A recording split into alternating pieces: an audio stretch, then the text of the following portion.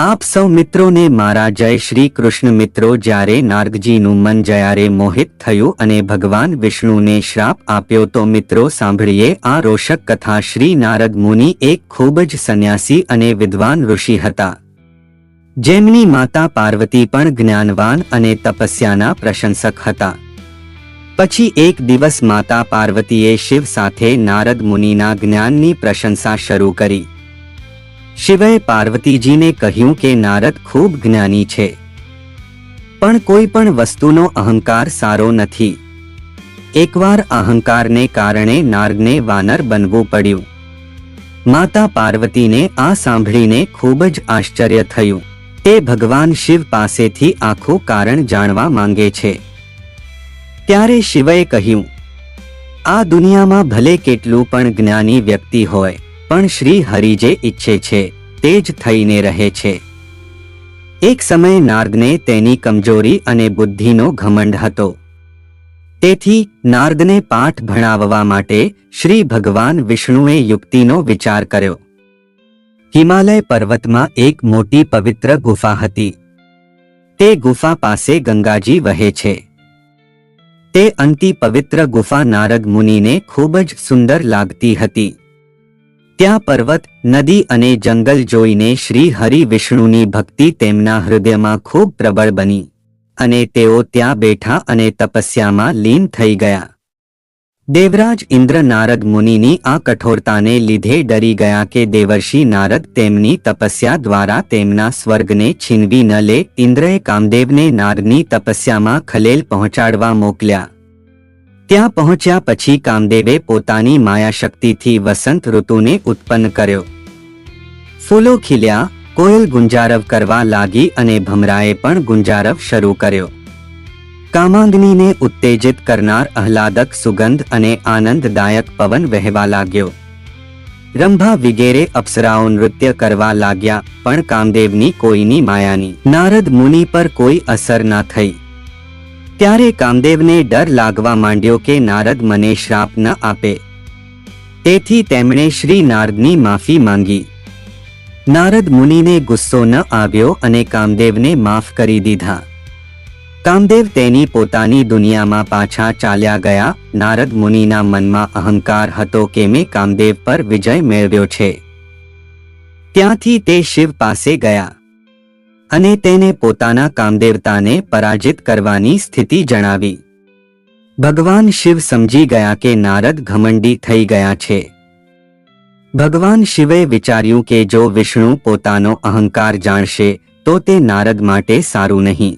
તેથી તેણે નારદને કહ્યું કે તમે જે મને કહ્યું છે તે શ્રી હરિને ના કહો। શિવની આ વસ્તુ નારદજીને પસંદ ના આવી। તેમણે વિચાર્યું કે આજે મેં કામદેવને હરાવ્યા છે અને મારે આ વાત કોઈને ન કહેવી જોઈએ। નારદજી ક્ષીરસાગર પહોંચ્યા અને શિવજીના હોવા છતાંય આખી કથા ભગવાન વિષ્ણુને કહી સંભળાવી। ભગવાન વિષ્ણુ સમજી ગયા કે આજે નારદ ઘમંડથી ઘેરાયેલા છે। તે પોતાના ભક્તનો અહંકાર સહન ના કરી શક્યા। તેથી તેણે મનમાં વિચાર્યું કે હું એવી લીલા કરીશ કે નારદનો ગૌરવ પણ દૂર થઈ જાય અને મારી લીલા પણ આગળ વધે। જ્યારે નારદજી શ્રી વિષ્ણુથી દૂર ચાલ્યા ગયા ત્યારે તેમનો ગૌરવ વધારે વધી ગયો। અહીં શ્રી હરિએ પોતાની માયા શક્તિથી નારદજીના માર્ગે ખૂબ સુંદર શહેર બનાવ્યું। તે શહેરમાં શિલનિધિ નામનો એક ભવ્ય રાજા રહેતો હતો। તે રાજાને વિશ્વમોહિની નામની એક ખૂબ જ સુંદર પુત્રી હતી, જેના રૂપ પર લક્ષ્મી પણ મોહિત થવા જોઈએ। વિશ્વમોહિની સ્વયંવર કરવા માંગતી હતી, તેથી ઘણા રાજાઓ તે શહેરમાં આવ્યા। જ્યારે નારદજી તે શહેરના રાજા પાસે પહોંચ્યા ત્યારે રાજાએ તેમની પૂજા કરી અને તેમને આસન પર બેસાડ્યા। પછી તેને તેની પુત્રીની હસ્તરેખા જોવા અને તેની યોગ્યતાઓ જણાવવાનું કહ્યું। તે કન્યાનું રૂપ જોઈને નારદજી પોતાનો વૈરાગ્ય પણ ભૂલી ગયા અને તેને જોઈ જ રહ્યા। રાજકુમારીની હથેળી કહેતી હતી કે જે વ્યક્તિ તેની સાથે લગ્ન કરે છે તે અમર થઈ જશે। વિશ્વમાં કોઈ તેને જીતી નહીં શકે અને દુનિયાના બધા જીવો તેની સેવા કરશે। નારદ મુનિએ રાજાને આ વાત જણાવી ન હતી અને પોતાના મનથી રાજાને કેટલીક સારી વાતો જણાવી. હવે નારદજી વિચારે ચઢ્યા કે કોઈ તો રસ્તો હોવો જોઈએ કે આ કન્યા મારી સાથે લગ્ન કરવા રાજી થાય. આટલું વિચારી નારદજીએ શ્રી હરિને યાદ કર્યા અને ભગવાન વિષ્ણુ પ્રગટ થયા.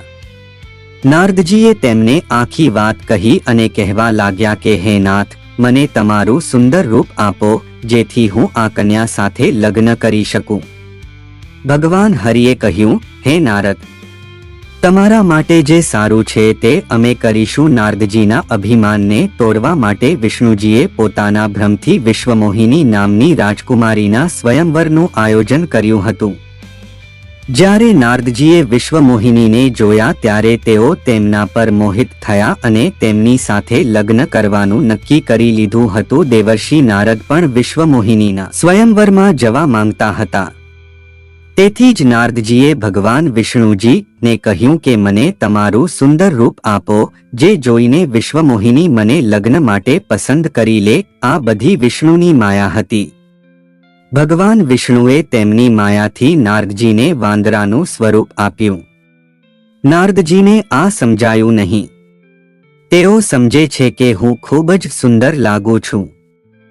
ત્યાં છુપાયેલા શિવના 2 ગણે પણ આ ઘટનાની સાક્ષી આપી. ત્યાર પછી ઋષિરાજ નારદ તરત જ વિશ્વમોહિનીના સ્વયંવરમાં પહોંચ્યા અને શિવની સાથે તે બંને ગણ પણ બ્રાહ્મણના રૂપમાં પહોંચ્યા. બંને ગણ નારદજીની વાત સાંભળી અને કહ્યું કે ભગવાન તેમને એટલું સુંદર રૂપ આપ્યું છે કે રાજકુમારી ફક્ત તેમના પર જ કૃપા વરસાવશે. તેમની વાતથી નારદજી ખૂબ ખુશ થયા. ભગવાન વિષ્ણુ તે સ્વયંવરમાં એક રાજાના રૂપમાં આવ્યા હતા. વિશ્વમોહિનીએ કદરૂપા વાનર તરફ નજર નાખી અને રાજા રૂપી વિષ્ણુના ગળામાં માળા પહેરાવી. નારદ મુનિની બુદ્ધિ આસક્તિને કારણે નાશ પામી હતી. રાજકુમારીને બીજા રાજાને માળા પહેરીને જોતા તે નારાજ થઈ ગયો. તે જ સમયે શિવજીના ગણ હસ્યા અને નારદજીને કહ્યું, પાણીમાં ફક્ત તમારું મોં જુઓ. ઋષિએ પાણી તરફ જોયું અને પોતાના મોં તરફ જોયું અને પોતાના કદરૂપુંતા જોઈને ગુસ્સે થયા. ગુસ્સે થઈને તેણે શિવના બંને ગણને રાક્ષસ બનવાનો શ્રાપ આપ્યો.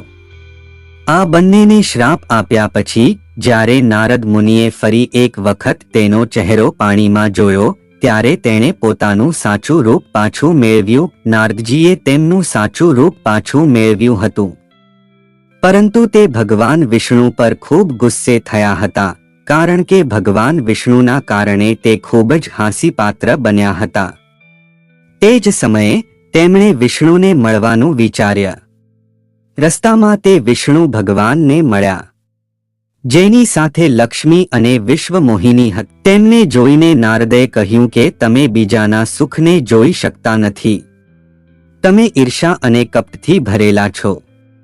સમુદ્ર મંથન સમયે તમે શિવજીને ગાંડા બનાવ્યા. તેમને ઝેર પીવડાવ્યું. લક્ષ્મીજી અને કૌસ્તુભ મણીને પોતે લઈ ગયા. તમે ખૂબ કપટપૂર્ણ અને અર્થપૂર્ણ છો. હંમેશા કપટપૂર્ણ વર્તન કરો છો. તમે અમારી સાથે જે કર્યું છે તેના ફળ તમને ચોક્કસ મળશે. તમે મનુષ્યનું રૂપ ધારણ કરીને વિશ્વમોહિની પામ્યા છો. તમે સંસાર માણી લીધો છે. તેથી હું તમને શ્રાપ આપું છું કે તમારે માનવ જન્મ લેવો પડશે. તમે અમને સ્ત્રીથી દૂર રાખ્યા છે, તેથી તમારે પણ સ્ત્રીથી અંતર સહન કરવું પડશે અને તમે મને વાનનું રૂપ આપ્યું છે, તેથી તમારે વાંદરાઓની મદદ લેવી પડશે. લક્ષ્મીજી પણ આ બધી વાતો સાંભળી રહ્યા હતા. દેવીએ વિષ્ણુજીને કહ્યું કે તમે આટલી બધી વાતો કેમ સાંભળો છો? વિષ્ણુજીએ દેવીને કહ્યું કે તેણે નારદ મુનિની ખૂબ પ્રશંસા સાંભળી છે, પરંતુ આજે તે નિંદા પણ સાંભળે છે. જ્યારે નારદજી શાંત થયા ત્યારે ભગવાન વિષ્ણુએ કહ્યું કે હું તમારો શ્રાપ સ્વીકારું છું. આ પછી ભગવાને તેને સમજાવ્યું કે તમે સંત છો, તમે અભિમાની થઈ ગયા છો અને તમારા જેવા સંતને અભિમાન કરવું સારું નથી. આ કારણે મેં જ તમારો અભિમાન તોડવા માટે જ આખો ભ્રમ ઊભો કર્યો હતો. એ રાજ્ય, રાજકુમારી, સ્વયંવર એ બધું મારો ભ્રમ હતો. તમારા જેવા સંતને રાજકુમારીની લાલસા હોય એ યોગ્ય નથી. તમારે આ દૂષણોથી દૂર રહેવું જોઈએ. શ્રી વિષ્ણુએ નારદના શ્રાપને સંપૂર્ણ સ્વીકાર કર્યો અને તેમનો ભ્રમ દૂર કર્યો. શ્રાપને યાદ કર્યા પછી નારદજીને ખૂબ જ દુઃખ થયું, પણ આપેલ શ્રાપ પાછો લઈ શકતો નથી. તેથી જ શ્રી વિષ્ણુએ શ્રી રામના રૂપમાં માનવી તરીકે અવતાર ધારણ કરવો પડ્યો. જ્યારે શિવના તે બંને ગણોએ જોયું કે નારદ હવે માયાથી મુક્ત થયા છે, ત્યારે તે નારદ પાસે આવ્યા અને તેના પગ પર પડ્યા અને કહ્યું, હે મુનિરાજ, અમે બંને શિવના ગમણ છીએ. અમે એક મોટો અપરાધ કર્યો છે, જેના કારણે અમને તમારા તરફથી શ્રાપ મળ્યો છે.